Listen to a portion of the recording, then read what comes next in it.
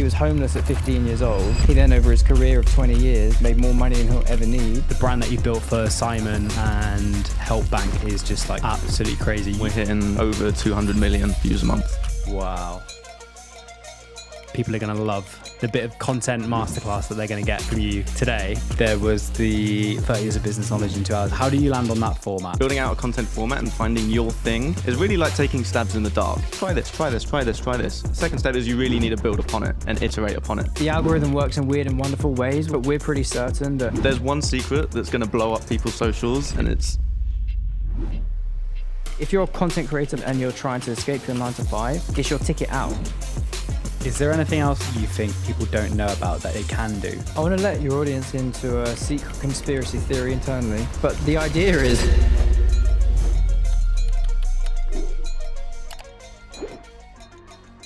Cool. Callum, Jack, thanks so much for doing this. thanks for having us. Yeah. How many views a month are you getting at the moment? So right now, cross-platform, we're hitting over 200 million views a month. Absolutely crazy. The thing that you guys have built, the content engine you have built is like insane. It blows me away. Like there's so much of this that people don't even realize exists. I think people are going to love the bit of content masterclass that they're going to get from you today. You just said something a minute ago, which is like most people are getting content wrong. What did you mean by that? That was quite a spicy take. Yeah, so I see so many, gurus and influencers online talking about how to get your content to go viral, how to get it to pop off. And then they list off all the same crap that everyone else is talking about. And, Jack and I know this firsthand because Simon's channels have blown up recently. How have we done this? It's because we're actually being different and we're thinking creatively. Everyone is doing the same thing. They're all running the same formats. They're all taking the same advice. But if you look at the Simon Squibb formats and the Simon Squibb content, we're doing something completely differently. And I really think that if you want to be successful with your social media platforms, you really need to think about what's my show? What's my message? What's my purpose? What do I want to be known for? And, what's the content that I want to create? Instead of listening to the advice of others. Now, I appreciate the audience are going to be listening to our advice right now, but this is going to apply, from our experience of like building out something new, fresh and creative. And that's the key. Yeah. And just to summarize, you're getting 200 million views a month and you're present on kind of roughly what you're doing here. You're on like Instagram, TikTok, Instagram, YouTube. TikTok, YouTube, Facebook, Snapchat, LinkedIn, X, 9.1 million followers as of today across everything. It's crazy. How many years has this taken? So we've been at it just under 3 years with Simon, and then Simon put in like 2 years graft before that. We came in and put in another, what felt like a year of graft of very little results. Short form blew up maybe 6 months in, and then YouTube only started blowing up this year. So the graft's kind of gone like that. But yeah, at the start, it was definitely a lot slower. So let's break down the breakthrough moments. Maybe let's start with like, how did you start working with Simon and what does that look like? Setting the vision, the mission, getting you guys on board. I guess his pitch was like, he was homeless at 15 years old. No one helped him. He then, over his career of 20 years, made more money than he'll ever need. And he wanted to give back to that 15-year-old self. He was trying to help his 15-year-old self get that knowledge that he was never given. So he had this big mission of fixing the education system, of creating an entrepreneur bank where people can get both help and funding that they need. What does the content look like at that point? Is it him to camera? Like, what's the evolution? Now, a lot of people will know Simon from the like, what is your dream videos, the street interviews. Is that kind of what it is then? Or do you evolve it and get to that? Yeah, so back then that was very much talking head videos to camera. Back then Simon was probably averaging around, I want to say 8,000 views. Is that fair? I think so, yeah. About 8,000 views. On TikTok? On TikTok, yeah. He had a few videos pop off, which is why he had the follower count that he had. It was about 200,000 on TikTok. On the other platforms, he was somewhat unknown. And yeah, I mean, where it really took off for us the first time was mastering short form. I say mastering. We found our format for short form is what I should say. And we did this, well, I guess the real idea came from Simon, and Jack and I built off of it. So one day, Simon was on TikTok Live and they just released a new, gifting thing where on live, viewers can gift you certain money if they enjoy the live. And Simon's philosophy is to never charge anyone for help. And on this live, he was helping people. So he decided he was going to give away this money. And he went to Tesco's and he went up to a lady and he said to her, "Would you ever start a business of your own?"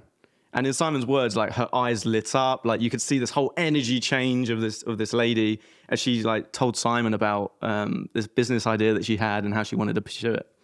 So Simon gave her the money and said, "Here, I'll be your first client. You go ahead and start that business." And this was a really magical moment for Simon. And in his words, he says he had 2 regrets. He didn't, film it and share it online. And the other one was he didn't get lunch. That's his joke. I've murdered it. But so Simon immediately told Jack and I about this moment that he had in Tesco's. And I was like, there's something in this. So Simon went out, he went to the cash point and he got some more money out and he went into, I'm pretty sure it was like Pizza Express, right? It was, yeah. Went up to the front desk of Pizza Express and saw this dude and said the same thing. "Would you ever start a business of your own?" Yeah. And this guy lit up and he filmed it and we put it online and it got like, it did pretty well for us at the time. It was like 60,000 views, something like that. Yeah. At that point I was like, yeah, there's something in this. Like we need to build on this. We need to develop it and create a format around this. What happens next? Because a lot of people will have this with content where like they have one viral video and then they sit back and admire the work and they're like, yeah, I'm done.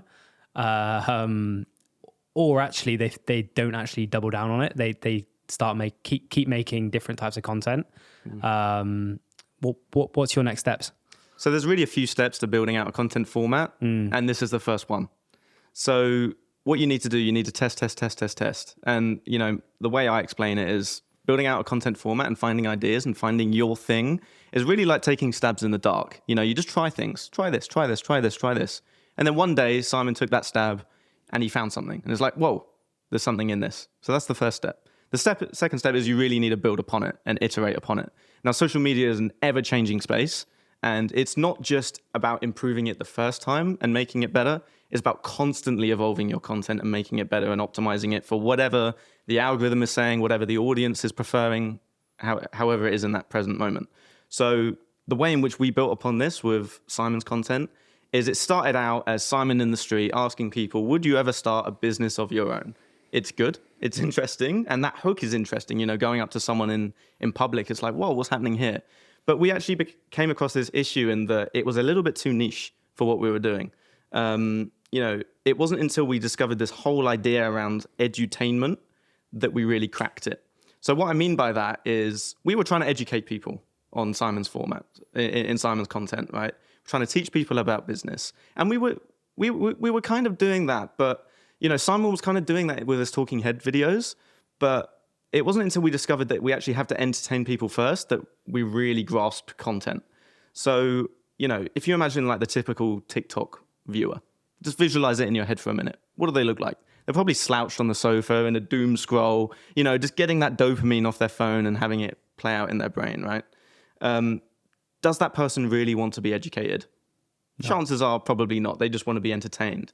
So, it was when we discovered that we really built out upon this like idea of like edutainment. So entertain first, have some fun, do something creative, but then subtly educate through that.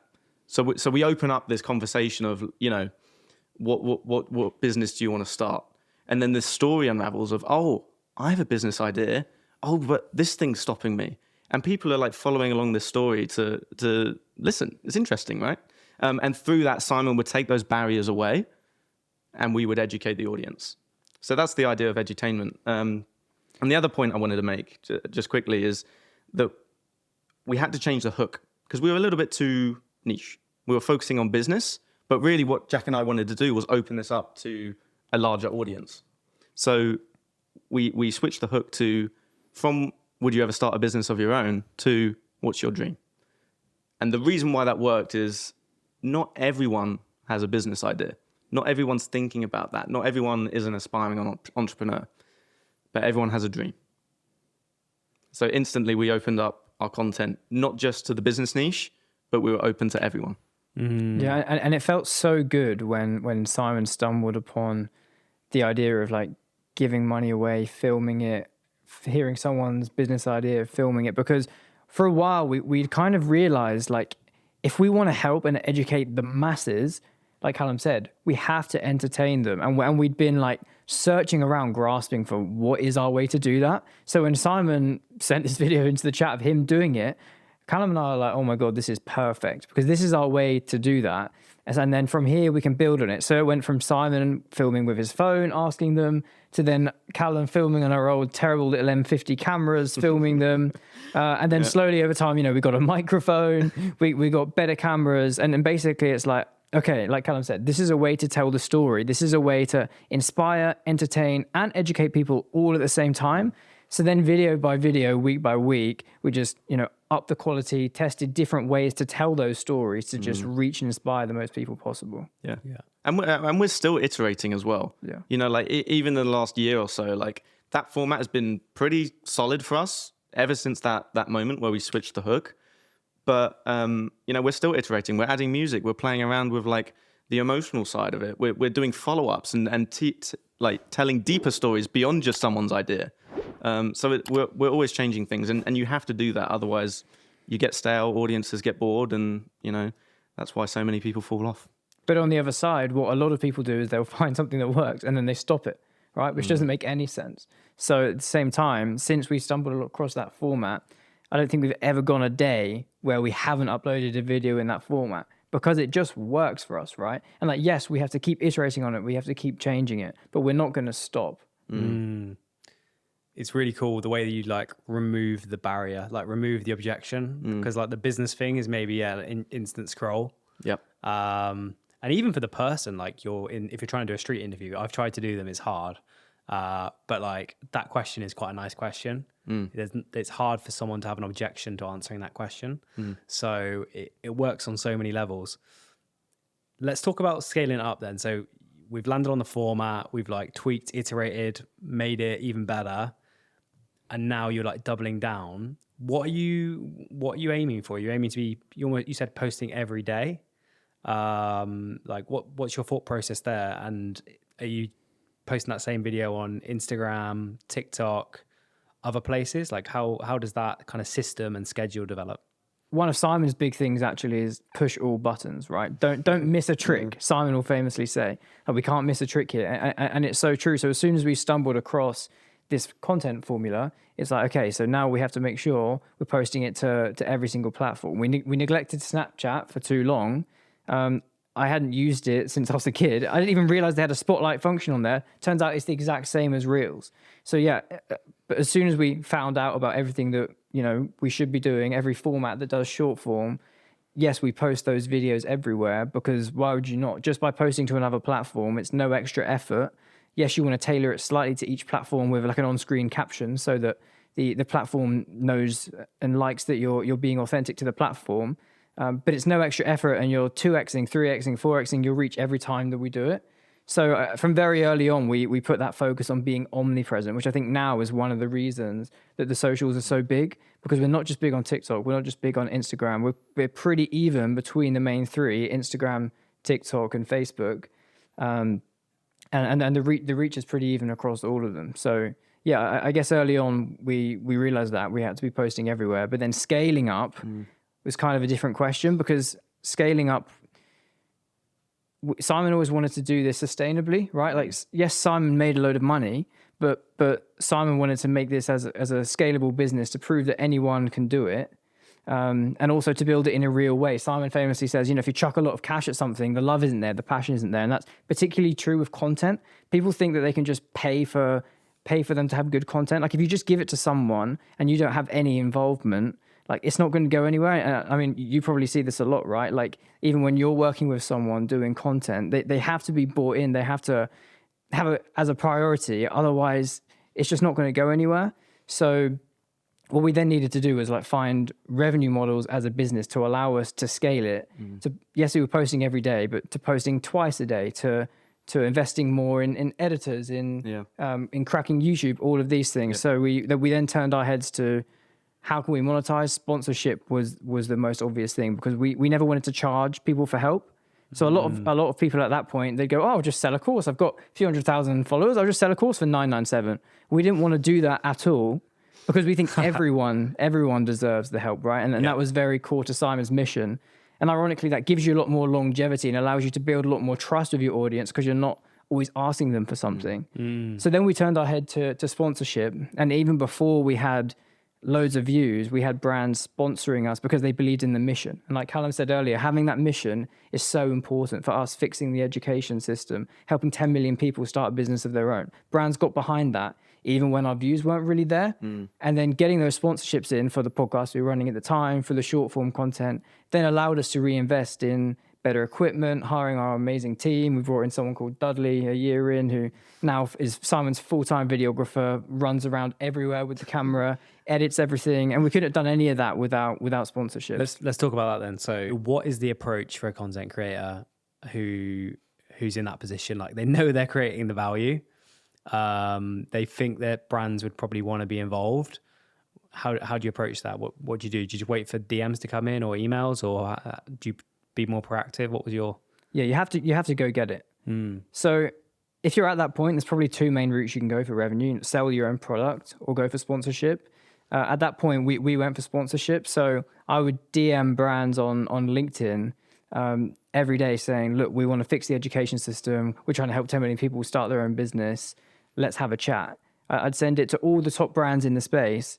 And honestly, I was surprised by how many set a call with us. And they just want to get behind our mission. They want to help people, right? A lot of brands, they don't really have purpose. Their business is too stuffy to have that purpose and to actually make a difference themselves. But the people in those companies, they're such amazing people. So by working with us, they enable the business to have a purpose. They get reach, and it allows them to do something they couldn't do internally. So just run us through that pitch. Like Sure. It's we've got this audience, or is it actually you're leading with the mission? Yeah, so I think it depends on your scale of growth. Ultimately, it should always be both, and the mission will probably sell you the most. But before you have views, just lead in with a mission. Say, this is what I'm trying to do. I'm building an audience of entrepreneurs who believe in the same mission. Let's work together. And if the brand is trying to sell to the exact audience that you're building, even if it's small, you'll be surprised by how many brands want to work with you. And that's exactly what we did. Every day I was reaching out to 10, 20, 30 people on LinkedIn, just trying to get them on calls. And again, a massive learning from Simon here was initially Simon would take those calls and I'd just get an absolute sales masterclass of him using his 20 years of sales experience building an agency to talk with passion and say why this mission meant a lot to him and why the brand should get involved. And then after maybe 30 of those, I felt qualified enough to do it myself. And we still do that today. Just try and get the best brands to work with us so that we can inspire people, we can educate people, but then these brands can give the tools to then help these entrepreneurs succeed. And do you do a understanding them first kind of vibe, or do you just go look, guys, this is what we're all about. This is the mission. Do you want to get involved? What do you do? Would you mix it of both? It's really interesting because typical sales would say, right, here's the script. First, you've got to ask them their questions. Then you've got to pull on the pain points. And then once they've told you all of that, then you've got to say it back to them and then pressure them into buying and make them pay on the call. That's not how sales works if you believe in what you're doing, in my opinion, and that's not how sales works for being a creator. Now, of course, psychological fundamentals apply. So if I'm talking to you now and I just start shouting about everything I'm doing, you're going to be like, all right, mate, you're a bit full of yourself. Yeah. So, of course, you talk to them politely and you say, hey, I'm really interested in learning what you guys are focusing on. We love what you do. We'd love to hear where you're trying to go this year and who you're trying to reach. And then you let them talk to you about it, and then you tell them about what you're doing. So of course those things apply, but for me the calls take a pretty similar structure, which is just find out what they're doing, explain with passion what your mission is, why you're excited about it, and then just authentically find the synergies, find the way to work together. You don't even need to put money first. Be like, okay, so we've got the same mission. This should be a no-brainer for us to work together. The money will work itself out later. So follow that sort of format. And then at the end we'll explain, look, we have a sponsorship model. You can get involved with this, and this post. We're reaching hundreds of millions of people every month and it's an engaged, loyal audience. And when you get to a certain scale, brands will be fighting each other over who you want to work with. And if I'm trying to package this up as like products for them, what do you find works best for you? Is it like, we'd like you to sponsor 5 videos, 5 reels this month? Like, how do you think about that? Like packaging up what's a good deal for you? It depends on the brand's appetite and also what you want to go with. A lot of brands will want to do a test to start with, which is fine. What we do is we emphasize that we want trying to build long-term relationships with brands, because the most important thing to us with Simon and with HelpBnk is the audience, right? The people we're actually helping. So we want to work with the right brands who can actually help our audience, for one. And then 2, we want to work with them for the long term, because we don't want to be recommending one brand one day and then a competing brand the next, because it's just confusing for the audience, and then the results are going to be less good for the brand as well. So typically I just emphasize, look, we want to be in this for the long term. So sometimes they'll be ready to go for a big package straight away, you know, reels, stories, YouTube videos, whatever it is, and great, we'll go ahead with that. Sometimes they'll need to test to start with and say, look, well, okay, if we hit X milestone with this, just checking, you guys will then be happy to go with a bigger, longer relationship after that. And if it is, then we'll go with it. So for me, it's not about particularly what you pitch. It slightly changes for each brand based on your standard assets. But it's more just about emphasizing that you're trying to build that long-term connection. Yeah. And how do you incorporate them in the videos? It's got to be natural, right? Yeah, I'll let Callum explain that. Yeah, well, I guess the easiest way to explain that is how we've done it with Simon's short form content, the What's Your Dream content. You know, we would position these brands, which we actually love and we trust ourselves, as something which our dreamers or the people that feature in the videos can use to start their dream. You know, so we might work with Adobe, and we might use Adobe Express to instantly make a logo for them like that on the street. And there you go, the dream has started, you know, the business has started. So it has to be authentic. It has to be real, because, you know, like, the audience aren't stupid. They know. So if we're, you know, selling, I don't know, cigarettes or something just totally off brand, it's not going to work. So we would work with brands that help entrepreneurs to achieve their dreams. And we keep it super authentic and place it as a way in which they can achieve their dreams. Yeah. A really interesting case study actually is, we gave lastminute.com their best ad ever, and they didn't even pay us. So we filmed a video with an entrepreneur named Caitlin.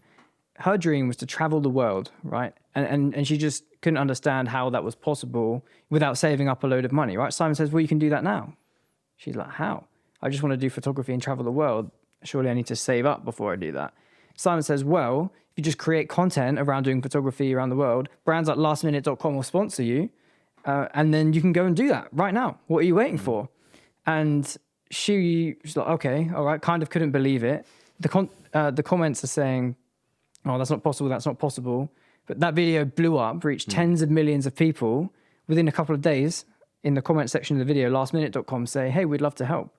So we reached out to lastminute.com, we set up a call, and they gave Caitlin, I think it was unlimited travel for a year for free. Shit. So she actually got sponsored by lastminute.com to make that content and to travel.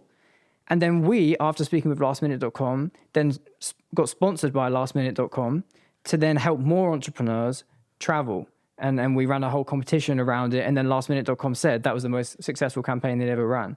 That's crazy. See, this is it though. Like, there's one secret that's going to blow up people's socials if they consider this, and it's purpose.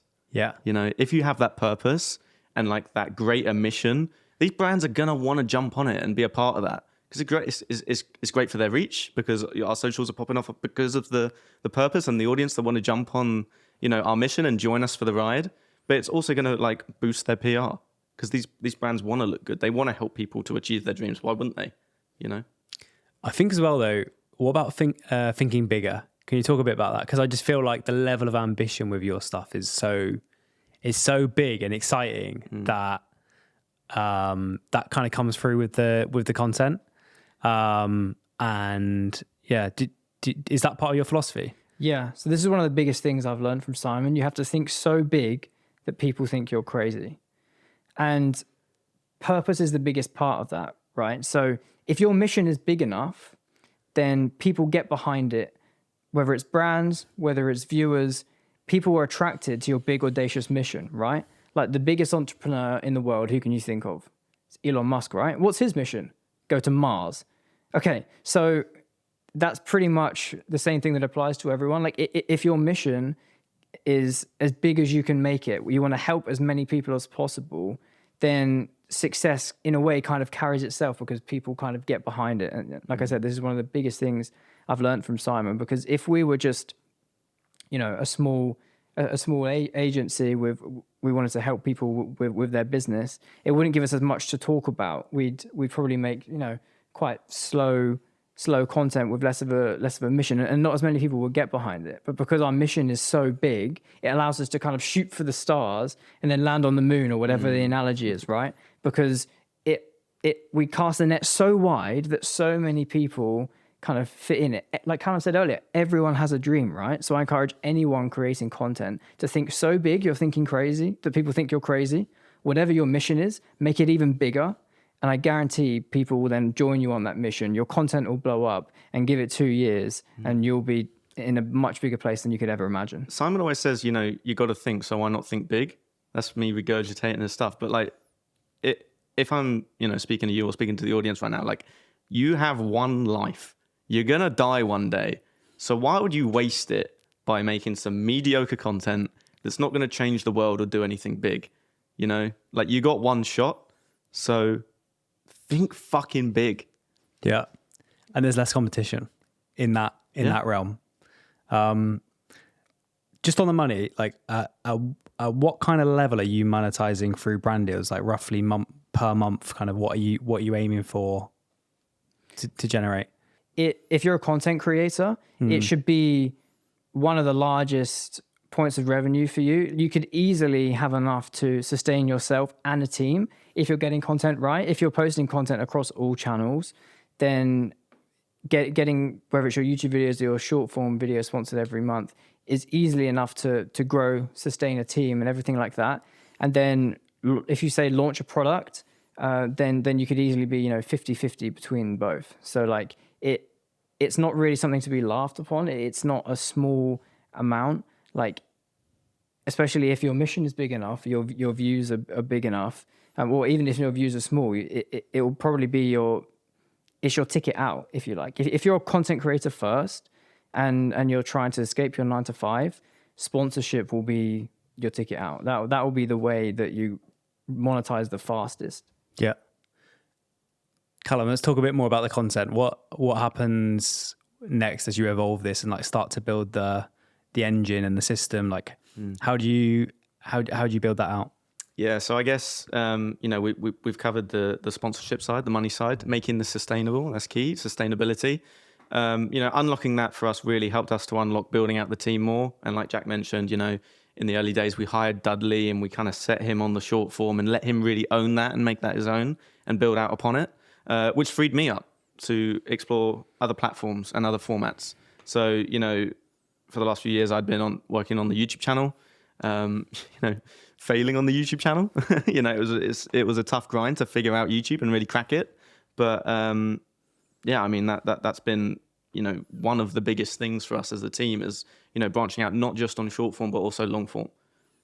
So that was really the next step. Just quickly on the short form. So one person owns short form. Well, editing and posting, or this is where it gets a little bit more complicated as we build out the team. But I guess in that space, we had Dudley, who was capturing all the content out there on the street with Simon. He would then edit the content, and then we would send that off to our brand manager, social media manager, Ben, who would post those videos. Okay. Initially, I was posting when we hired Dudley. So Dudley was editing, and then I was posting, and I guess helping with the early commercials. And then over time, you were justified, like, we're posting so many times a day, we need someone full-time posting now. And that's literally what Ben does. We kind of joke that he doesn't leave us flat. He just sits there posting to all of the channels. We don't really want to use scheduling tools or things like that because we want to be authentic to the platforms themselves. So yeah, it became a full-time role that was justifiable very quickly. And how many times a day is he posting videos? So we're posting between 2 and 3 times a day to all platforms. So say there's 6 platforms and 3 posts. That's what, like 36 posts a day, roughly. Yeah. But then we have the main channel, we have the second channel, we then have the company channel, HelpBnk, and when we keep building them out more and more. And just in terms of what he's doing, is he literally just posting, or does he have to do liking, commenting on stuff, replying to people? Yeah, Ben replies to all the comments. He's really on it with that. He's also been working on like the copywriting side as well. So he writes out, so Simon's dyslexic, so he struggles to write. So what the process that we have in the system we have is Simon will send a voice note into our group chat, talking about a post that he wants to do, and Ben will take that transcript and just edit it so that it's suitable for these platforms, only a little bit, and then Ben will post those on LinkedIn as well. Yeah. But those short form videos, it's the same ones going out on every platform. Yeah. So same edit, and then a slightly different, on-screen caption or main caption based on the platform. The algorithm works in weird and wonderful ways. We'll never know exactly how they work, but we're pretty certain that. Hey guys, if you want a breakdown of the strategy that Jack and Callum have used to grow Simon's social following to millions of followers, check the link in the description. I have put a full breakdown and I'm giving it away for free. I hope you find it really useful. You want to tailor it to each platform in a way that it feels unique to the viewer. It's something that they're used to, and the same with the platform. So putting the on-screen caption in app rather than burning it in is something we've been quite loyal to, even though it takes more time, just because then on Instagram people are seeing a caption they're used to seeing on Instagram, and the same on TikTok. So we've stuck to that, and yes, it's more time consuming, but we think it's worthwhile. And the same goes for going in, replying to the comments, pinning comments. You want to be actually active in there, right? The platform wants to see you being active, and the users want to see you being active, so it feels more real. Yeah.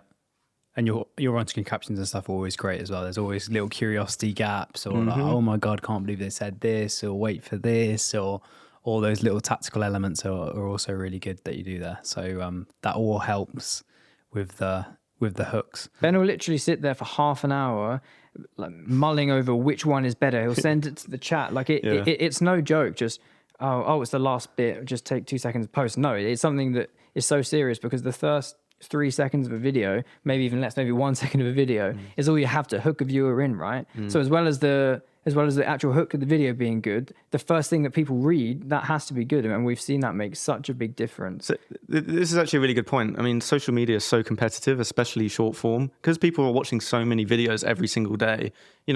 If you just look over someone's shoulder on the train or whatever, and they're scrolling on TikTok, they don't give it long. They give it half a second before they scroll on if they don't like it. So something that you really need to think about and build out is multiple hooks in the first second. Now, what do I mean by that? You want the audio to hook you. You want the video to hook you. You want the on-screen caption to hook you. How do we do this with Simon's What's Your Dream? Well, the audio is, what's your dream? Interesting question, opening that curiosity loop, like you said. The video, he's walking up to a stranger in the street, like this voyeuristic, strange interaction that doesn't normally happen in real life. Like that's, again, a hook. And then, of course, you have the on-screen caption as well, which is, again, building out another curiosity loop. So it's 3 points of attack in hooking that viewer in. And that's the thing that I think just so many people don't get is like, yeah, there's so many elements here, and there's so much little nuance to it. Yeah. It's very easy to dismiss it. Yeah, I don't want the audience to get overwhelmed. I mean, really, if you want to break all of this down and condense it into 1 point, it's this. Just get started and just feel your way through it. Like I said, social media is ever changing. No one really knows truly what they're doing. Nothing's ever final. No one's ever mastered social media. They just understand it enough to keep up with the times. So, don't see this as us putting you off with all these different things and moving parts we have. This is actually your opportunity to jump in and take hold of social media as it is now, because it's going to change in a few months' time, So this isn't us saying, you've got to pay attention to all these different things in order to get in. No, you just need to learn it, and you need to learn what's coming up next. And it will take a few months for you to get in, and then you're in. The main thing to learn is just the basics of human psychology, right? From my point of view, especially as a non-editor, it's like, have people understand the hook and then be engaged. Appeal to their selfish interests, whatever that is, whether it's them wanting to learn something, or for us, it's actually people's empathetic interests, that they want to engage with people. They want to actually support people. The biggest thing we found on our mission of fixing the education system or helping people start their own business, is that people actually do want to help others. So we appeal to that with the content. And then again, pretty simple, people don't want to be bored, right? So make the content as long or short as it needs to be to keep the content engaging. Every single time that another thing is said should build on the last point. If it's not, then it's cut. And with the content that we do, again, I'm not an editor, but the editors always explain to me, like, the hardest thing is when you hear someone's story, it all sounds engaging, really. They're like, oh my God, this is such a heartfelt story. I don't want to cut any of it out. And I know when we first brought on Dudley, that was the thing he said. It's like, I've got 10 minutes of footage. How the hell am I supposed to make this a 90-second video? Because they just told their life story and said their dream. Like, this whole 10-minute thing is good. But unfortunately, although people are empathetic, they don't care for 10 minutes. They care for about 90 seconds if it keeps building on it. So cutting out anything that doesn't build on the story or isn't extra engaging is essential.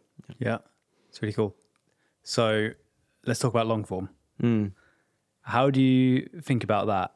And it sounds like you banged your head against the wall for a little bit. Yeah. It's an understatement. Long form is definitely a tough nut to crack. It took the longest time for me to figure it out and get into it, but it was when I realized this that it really took off. Now, really, there's two things you need to think about if you want your YouTube channel to blow up. And the first one is click-through rate. You need to make sure that your packaging is killer. Now, what's your packaging? Your packaging is your title and your thumbnail, and the general idea of the video comes into play here. So you need a killer idea that people are actually going to want to click on. You need to package that in such a way that the title is intriguing and builds out that curiosity or builds out that shock factor. You just need that X factor to really hook the viewer in. And you also, and this is partly why YouTube is such a tough platform, you have to be an expert thumbnail editor. You have to become an expert in Photoshop. So not only are you, a genius visionary in terms of ideas, you're also a copywriter in terms of building out the title, and you're also a Photoshop expert in building out the thumbnail. All the while, human psychology is built in there in order to figure out how to get people to click. So think about your click-through rate. That's the first one. And you want to get that click-through rate as high as possible, because if people aren't clicking on your videos, they're not even watching in the first place. So that's the first factor that's really important. Look at your click-through rate and make sure that's high as possible. And the second one is average view duration. This is your retention on the video. This is how long people are watching the video for. And the way in which you build that out and make that as strong and as long as possible is you really need to, first of all, hook the viewer in with a killer intro. And I guess that almost ties into the packaging a little bit. In your intro, you want to make sure that you're delivering on the promise that you set out in the packaging. But then you also need to buy the viewer in with more open curiosity loops. Now, what do I mean by that? You might start off a video saying, in this video, you're going to find out X, Y, and Z. And you have to make sure that X, Y, and Z is what the audience want to listen for and watch for, right? So you need to hook them in with a killer intro, and then you just need to tell that story very, very delicately, very carefully, but also make it dense and compact. For my editors out there, if you're editing a video, you need to be watching every single second of that video and asking yourself, does this build upon the story? And if it doesn't, cut it out. You don't need it. What was your first few videos then on there on the long form, and what's been the evolution? Rubbish. Yeah. I remember so clearly Callum editing a video of Simon talking about business ideas. I was trying to help with the intro and the title. And I just remember you doing a thumbnail where you put a purple wall behind Simon. Don't. It makes me cringe, and then man. you made his eyes extra blue. And we're like, you know what? That'll do. Yeah. That was the first video. That's what I remember. So they were what? They were you're let's just extend the street interviews, or what was the thought process? It was before the street interviews that we tried. That we started trying YouTube. We've been doing YouTube for the longest time, but I guess we didn't really master YouTube until we really mastered pre-production. In the early days, it seems so stupid now. I don't actually know why we did this, but we would almost just go out in the street and just almost think of the idea for the video there. Yeah. We almost didn't plan it. It was almost like we had the vague idea of let's offer someone £5,000 to quit their job, and we're in the street, we're doing it, here we go, and what we didn't really know was like, you know, how's the intro going to look? Like, how are we going to transition this? How are we going to tell this story? Yeah, so it's been a long old grind, but yeah, that's kind of where it started. I think the lessons you learn from, say, short form is sometimes the different lesson you need to learn for long form. And this is kind of what Callum's talking about here, right? Like the lesson we learned from short form that for us was like, if we go out and we remember the fundamentals, we can just go and shoot, ask people's dreams, and we'll probably get some bangers that blow up online if we shoot long enough and get the hook right. That was the learning. Trying to use that same learning for YouTube didn't work because we'd go out with the same idea, like Callum said, oh, okay, and we thought we'll go bigger, we'll go more audacious, you know, we'll give a load of money away. Fine, we got some good clips, and sometimes the YouTube videos did okay because we got some good clips we could then push towards the YouTube video, but then the rest of the video just wasn't really structured, it didn't have a clear direction, the title, thumbnail couldn't really match the video because we didn't really know what the video was, so we had to learn a different lesson for YouTube, which is like create a full package where you can plan the thumbnail, the title, and the video before you even go out and shoot it. And that took us quite a while to learn. And is that where you've landed now? Because when I think of the channel and I've seen it explode, there was the, like Simon sat down at a desk and it's like 2 hours or like 30 years of marketing knowledge in 2 hours, 30 years of business knowledge in 2 hours. How do you land on that format? Yeah. So this actually started off, like, again, going back to what I said earlier, like stabs in the dark. This actually started off selfishly a video that Simon could send to people when they ask him for help in the DMs. Now, Simon's DMs are crazy. You know, it's almost impossible to actually help everyone in those DMs. Like, this is why we set up resources like the YouTube channel, like the HelpBnk platform. But yeah, those DMs were getting crazy and out of hand. So Simon wanted a video where he could give away all of his knowledge all in one go to the audience. You know, here you are. This is it. And you know, we just stabbed and what? There's something here. You know, we need to build upon this, and we did. And that video went crazy for a number of reasons. I guess, you know, first of all, the packaging is pretty killer. 30 years of business knowledge in 2 hours and 26 minutes. How many videos on YouTube did you see titled that way on the platform before we did it? None. There's a few copies now, but even then, 15 years of business knowledge, you know, 10 years of business. You can't compete with 30 years of business knowledge. So, you know, I'm not saying to the audience now that you need 30 years of business knowledge to compete on the platform. What I'm saying is you need to think about what your competitive advantage is. You know, your competitive advantage might be you're really charismatic. Your competitive advantage might be I know lots and lots, 30 years worth of videography skills or something like that. You need to analyze these things and structure your videos around these things in order to compete on the platform, because YouTube's a competitive space. So yeah, the packaging was really killer. And then, you know, the intro was pretty good too. You know, if you can't sit and watch this video for 5 minutes, I'm sorry, you're not going to make it. Kind of brutal, harsh truths, but look, if you want to make it, you're hooked in, man. Yeah, so we've got so much good stuff there. So we've got like insane amount of value in relatively short amount of time. Yep. We've got a pattern interrupt, which is like, I've never really seen a title like that before. I have seen, like, I've read 100 books on finance. Here's everything you need to know, which is a similar format. Yeah. But I've never seen it in that framing. The thumbnail's really good as well because it like proposes the transformation. It's like an arrow, 0 to 1 million or something. And then it's also just Simon sat at a desk, so it kind of has the vibe of like, I'm going to teach you and show you everything. Yeah. And then the intro has like that brutal honesty. Again, a pattern interrupt. Most people aren't prepared to say that in an intro. Like they're going to sugarcoat it or try to be nice. Like he's actually like gone straight for you and called you out. Yeah. And then I guess as well, just in terms of like the content's really good. The length is really good as well. Like if we're trying to get average view duration, you'll have noticed there's a lot of 2-hour podcasts on YouTube, which just by coincidence, people tend to watch for a long time, and YouTube loves that. So many good elements. What's your follow on from that? Did you keep doing that same format? Yeah, so we did for a period of time, but this actually brought up a problem for us. So, you know, straight off the back of that, we were like, right, this is it. We've got a format here. We've got to build out on this. So we did 30 years of marketing knowledge in X minutes, right? And it did good. It did good. Great. And then we did 30 years of sales knowledge in X minutes, and it did great. Brilliant. But then we kind of came to this realization that, you know, there's only so many subsections of business that Simon can teach. And like the whole point of all of this is that it's sustainable. You know, we need a sustainable model and a formula that we can keep building on. And this is finite. What are we going to do? And again, I go back to that point of like taking stabs in the dark. Like we had some podcast guests booked in for a podcast that we were, you know, pausing for the moment.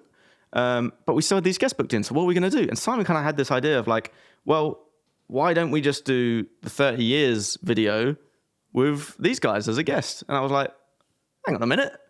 Why have we never thought of this? But that's a genius idea. Like, why haven't we thought of this? So then immediately, not only like we would get these guests on and they would do the 30 years, like giving away all of their knowledge, but immediately we'd solve that problem of we can just keep building upon this because there's, you know, almost an infinite number of guests that we can get on the show if we're big enough and can attract those people onto the show. But also, you know, they have an infinite amount of knowledge out there in their own given areas or their own given lives or whatever. So they can cover their business philosophy or their expertise in a given subject. And it keeps it fresh. So we released the Luke Belmar video, and that video is already on track to hit 1 million. By the time this goes out, I'm sure it will hit 1 million, and, you know, beyond. So, yeah. And that video is cool as well because it's got a lot of innovation in it. So we've not just got a lot of knowledge in a short amount of time using an expert, but it's also got this visual component, which is there's like a whiteboard in front of them. YouTube is obviously a visual platform. How did you come up with that? Because it's like so simple, but it actually really helps with the retention and like the intrigue. Like I feel like I'm getting almost more, and it's easy for me to consume it and just understand stuff. Yeah, well, you know, I think what you really need to think about when you're building out these content formats and building out the content is like just completely over delivering for the audience. Like what's in it for the audience? So the beauty of those videos where we would, you know, the business knowledge videos, the beauty was we're giving it all away. We're trying to teach you, like actually teach, like how many videos on YouTube do you see that are 10 minutes long that are holding back information? Or how many courses out there do you see where they're actually giving away the information, but whoa, it's behind a paywall and people can't access it? So we're actually doing something fresh and new that, you know, most creators aren't willing to do. And that's our superpower. So yeah, that point on the whiteboard, I mean, we're actually trying to teach people as much as we can. For me personally, I'm a visual learner. You know, I learn the most from watching like animated YouTube videos about history or something, right?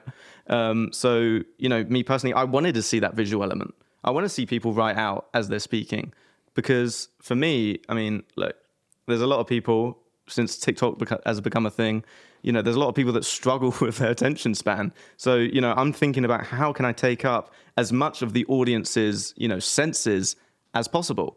You know, they have it audibly, but then they have it visually too. You know, how visually engaging is watching someone, you know, just sit there and spout business knowledge? I actually want to see it too. It's really cool. What's next for that channel and in general for the content?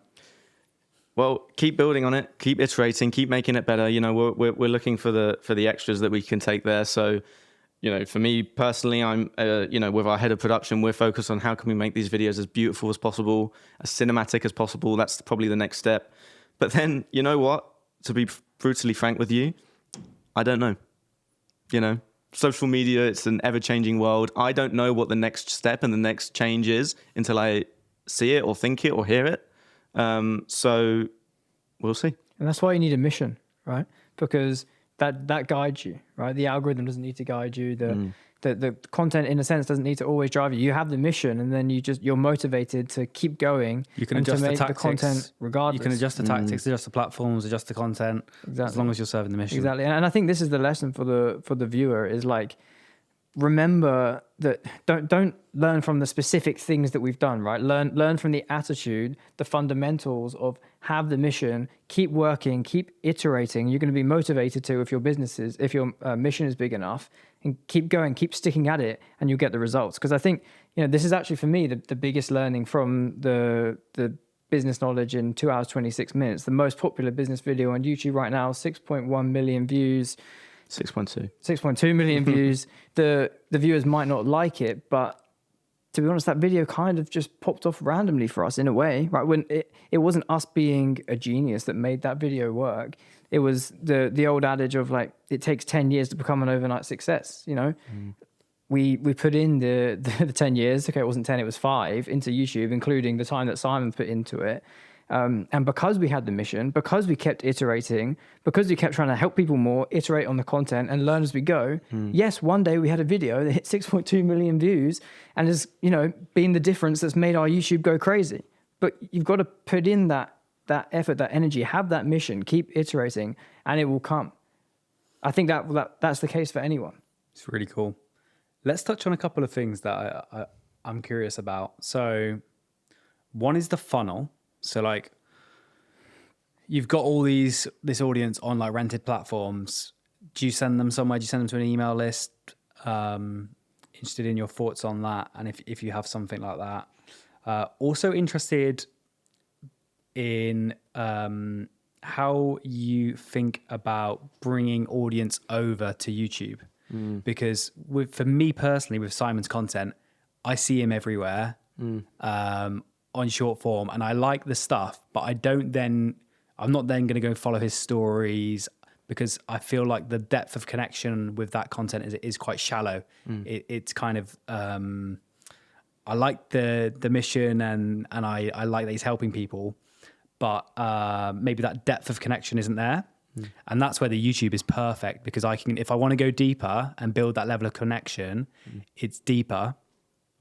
It's deeper there. But a lot of people, they might think, I need to build that depth of connection on Instagram and TikTok and have like a separate bucket of content where I'm like going a bit deeper with content, like trying to build a one-to-one connection or going deeper on topics. I think the amazing thing, and I believe this to be the case, is that actually, short form should probably be reach, and the people in your audience who want to go deeper will have a look at where they can go deeper, and it might be an email list, or it might be YouTube, or it might be podcast, and they'll then go and seek that out. But do you have any thoughts on that? So probably those two areas, like the newsletter, and then making sure that there are places for people to go deeper, but not feeling pressured to try and do that on platforms that maybe aren't geared up for it. Yeah, let's start with the second point, and then let's come back to the funnel. I think what you said about bringing audience over to YouTube is really interesting, because we were massive on short form, right? Everyone knew Simon. The YouTube channel was getting no views, right? So what we did was we used our short form to promote our YouTube videos, and it worked to an extent. But in the end, it actually hindered us, because the YouTube videos weren't good enough for the platform to recommend them organically for us to keep growing on YouTube. So we got some views, we got some subscribers, but it didn't do the job we needed it to do, which was be a YouTube channel that could grow by itself.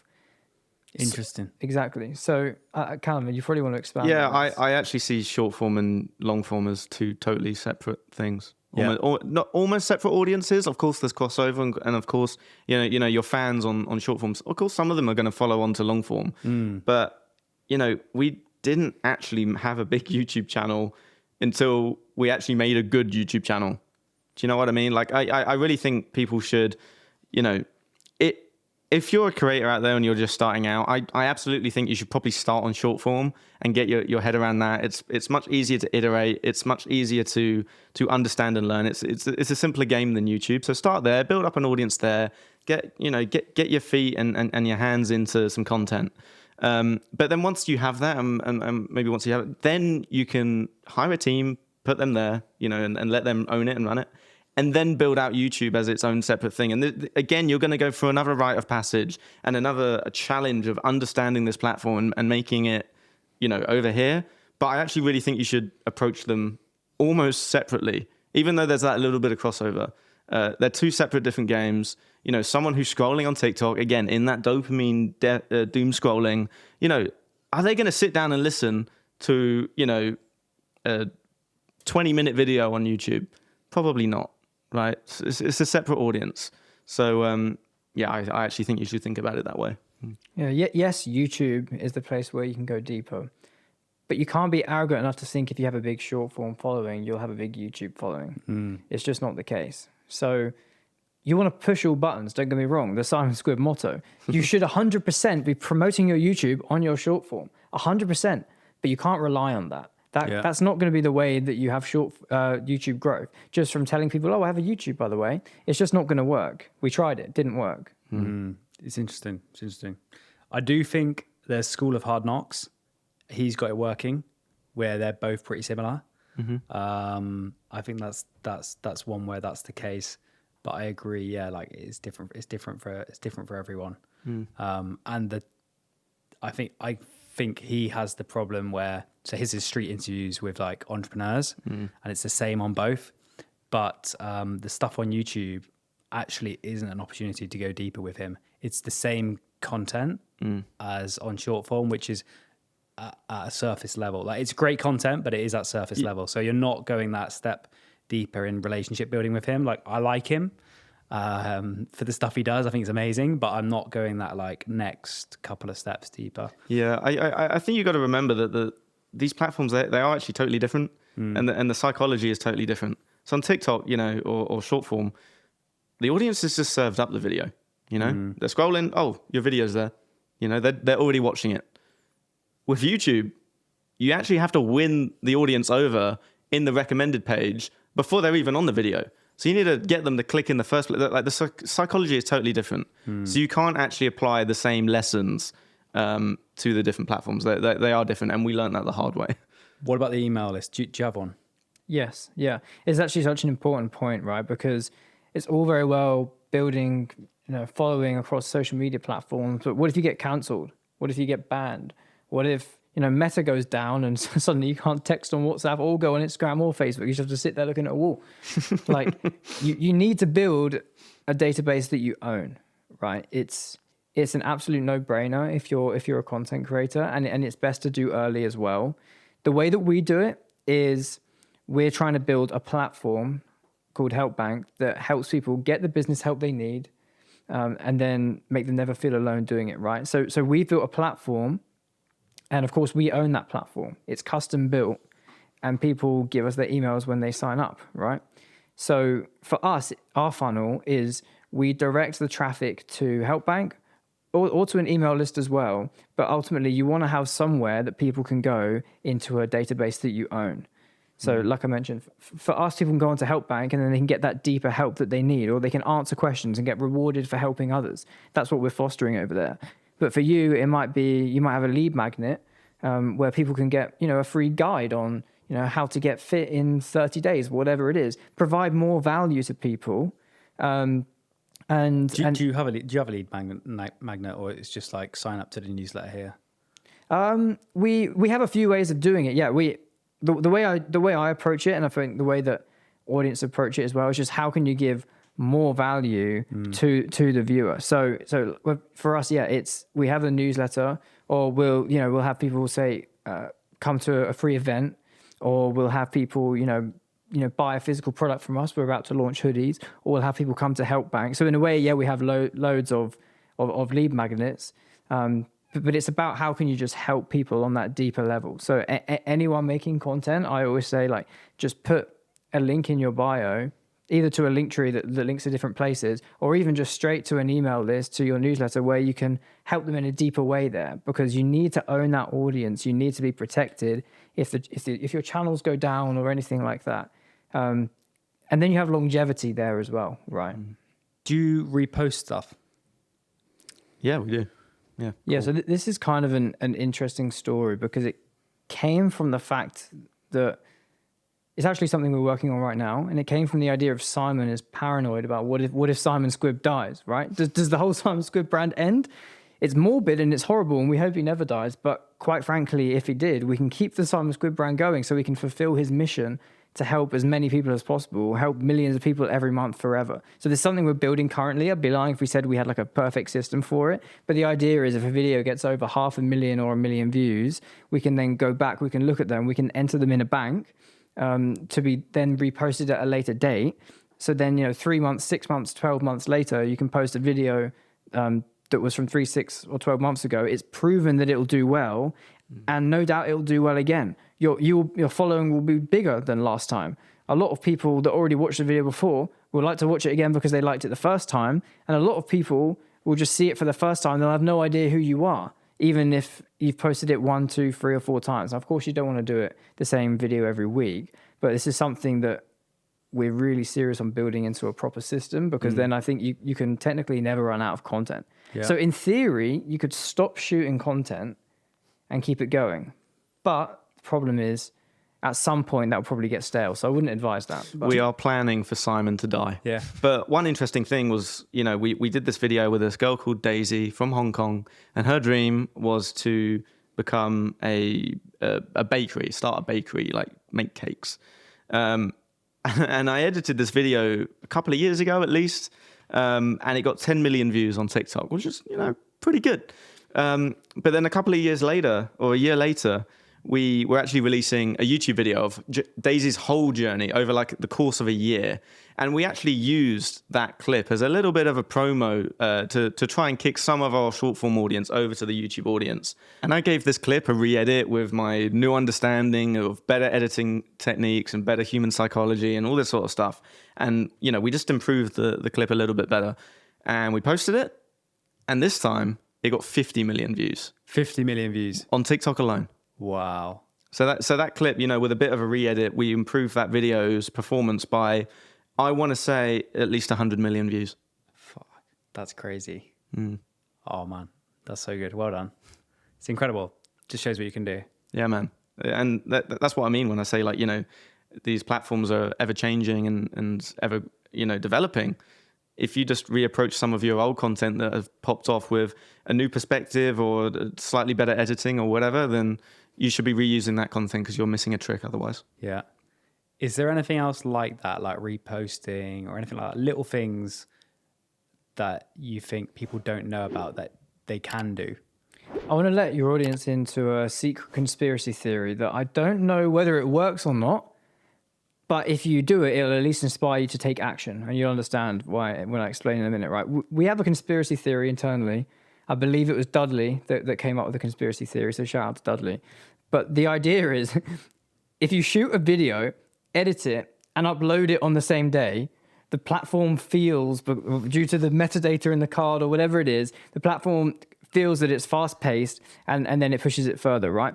Might be completely untrue, but some of our best videos that maybe it's because we're the most excited about it, but we'll edit it, upload it, post it the same day, and it'll do amazing. Might not be true, but I encourage anyone to try it out, mainly because it's going to at least get you to take action, film, shoot, edit, and upload a video on a day, which is never going to be a bad thing. I have heard that exact theory for YouTube. At least the upload and post the same day as well. Right. Yeah, I know some big YouTubers who subscribe to that. And again, it could just be like, the Premier League footballer who always puts on his left boot first before his right. Like, it could be that. But maybe there's something in it. No, it's actually quite an interesting point, because, without getting too woo-woo, I actually think it's a little bit of an energy thing. Like you shoot it that day, and then you edit it and you post it the same day. Like, you put so much fun, energy, enthusiasm into the video that I actually think it comes through and is shown to the audience. I think the audience can feel that. So, like, maybe an underrated tip for your audience to hear is, you should be having fun with your content. You should be enjoying the process. You should be, putting your loving and caring energy into it, because the audience are going to feel it. Yeah, and this applies no matter how big you grow. Even if you have a big team, you have lots of systems, processes, all of that stuff. It's easy to get very organized and rigid, which is good in a way for scalability. You just can't lose that energy on a shoot day, or you can't lose that fun that you need to have when making, editing, uploading the content. Otherwise, you're just going to go stale. I wish my audience could meet you two because the energy is so good. It's off the chart. It's So you're having infectious. fun. This video's going to do really well. It's infectious. I've said it now, so it better do. It's 1 million views coming. Let's talk about Simon a little bit. What are the biggest lessons working from for him, and like also how has he hired you and incentivized you to join a startup? Yeah. I mean, Jack and I have mentioned this a couple of times in the podcast, but the most important thing that I've learned from Simon Squibb is purpose. You know, this whole idea of purpose. You know, I think people are funny. They're driven by a few different things, you know, status, ego, money. But I don't think anything can quite compete with purpose. And I said this earlier in the podcast a little bit, like what personally drives me a lot was this realization when I was 5 years old that I was going to die. And that sounds really morbid, but this has kind of been like, for some reason it stuck with me as I was growing up. Yeah, just this idea that my time is finite, and I should be careful how I spend it. So because of this, I've always had this strange notion that I just want to change the world. You know, I have this finite time on Earth. I should be careful and I should be cognizant of how I'm spending that and, you know, what I'm actually doing with my life. So my purpose personally is to wake people up to that fact. So if you're out there and you have a dream, it is your duty to be at least pursuing it, right? Because you've got one shot. So that's what personally gets me bought into this. You know, Jack and I, we've been fortunate enough to have a lot of interesting opportunities come off the back of the success that we've had with Simon. But nothing's going to take me away from this because this really, really matters to me. And that's the first point, but maybe I'll let you talk about ownership. Yeah, ownership is a key point. I think. So you've got equity in the business. Yeah, we have equity in the businesses that we create, and very early on, when this was clear it would be a long-term thing, Simon gave us a route to be able to earn equity within the business. He said, look, I want to launch this platform called HelpBnk, and I'd love you guys to be co-founders and equity holders in it. And then the same goes for the whole team, and anyone that comes in and works with us, they can have a route to earn equity within what they're doing. So whether it's their own business that they build, and we help them with it, say they're a freelancer and then they're building out their own agency, we help them with it, or whether it's we launch a side business, or whether they get a piece of HelpBnk because they're a key part of that growth. Like, I think it's essential to get people bought in and have them feel incentivized long term. Let's be real, equity is the only real way to get rich. You're not going to get rich from a monthly salary. You're not going to get rich from putting money in the S&P 500 unless you want to wait till you're about 1 billion years old. So really, it's in individuals' interest to want equity. People aren't taught this in school, but you need equity if you want to be free. And it's in your interest as an employer or a business owner to bring in co-founders and give them equity so you can supplement the skills. Simon always says 1 + 1 = 11, right? You can bring different skill sets into the business. So yeah, I'd say that's probably the most key thing. And everyone can be rich, right? If equity allows you to be rich, everyone can get rich. And this is what Simon talks about and Naval Ravikant talks about as well. That's what we're trying to do. We're trying to help people become rich and build a more meaningful life and more meaningful world. And we want the same within our company as well. It would be kind of hypocritical if we didn't foster that within what we do, when that's what we're encouraging everyone else to do. And I think a lot of people don't fully understand the model of how we operate. It's like we're a for-profit business that does good, right? So we allow people to earn equity within what we build. We're building a for-profit business that can build a lot of value. We can make money from sponsors. We can make money building a platform. We can pay our people properly. And then we reinvest our profits to helping people start their own business, or to building the infrastructure to helping people get more help.